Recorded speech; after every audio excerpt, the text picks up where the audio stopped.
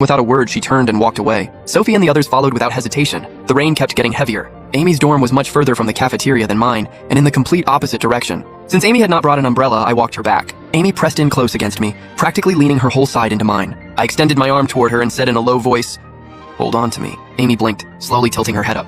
Looking slightly dazed, "What?" I looked at her seriously and repeated myself. "Hold on to me, the rain is heavy. It is easier to walk together this way. You girls link arms all the time anyway, right?"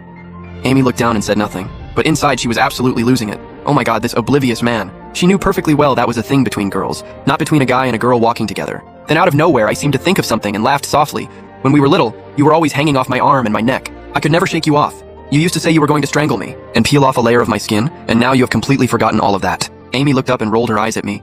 That was when we were kids. She was probably just genuinely worried about getting drenched, because after she said that, she let out a little huff, and almost on instinct reached out and looped her arm through mine, pulling close. Now she was even closer. Close enough that the soft scent of her drifted over. Light and faint, but wrapping all around me, so close. I blinked and suddenly noticed the umbrella had drifted off center. Tilted toward her side, Amy suddenly spoke up. "You are holding the umbrella crooked. You are going to get soaked." I snapped back to the moment and gave a flat sound. "As long as you are dry, it is fine." Then I paused, and added casually, "Besides, I kind of like getting rained on." The moment the words came out, something about this scene felt strangely familiar. The next second, a sharp pain hit me in the head, and my mind went into chaos. A ringing filled my ears, and all my strength left me as I leaned toward Amy. Flashes of what felt like memories from another life broke through. A dark night in a past life. At the tail end of my 23rd birthday, I had finally gotten a message from Jess. My heart was pounding. I was so full of hope. I opened the chat, and in the next second, my whole body went cold. "He is back. I need to go pick him up." The moment those words appeared, every single one of them cut straight into me. My expression went stiff and my eyes went blank. My chest felt like something had reached in and grabbed my heart and squeezed. It was the eldest son of the Chin family. The childhood best friend who had known Jess since they were young, handsome, and loaded. A perfect match for her world, seeing that message. Even knowing Jess did not actually have feelings for him, even knowing it was purely a business arrangement between their families. I was still gutted, the bitterness spread through everything. Then a crash of thunder and the sky opened up in a downpour. The rain hit my face without mercy, and in the next second, a red car blazed toward me with blinding headlights, accelerating straight in my direction. Almost right in my face, my whole body locked up.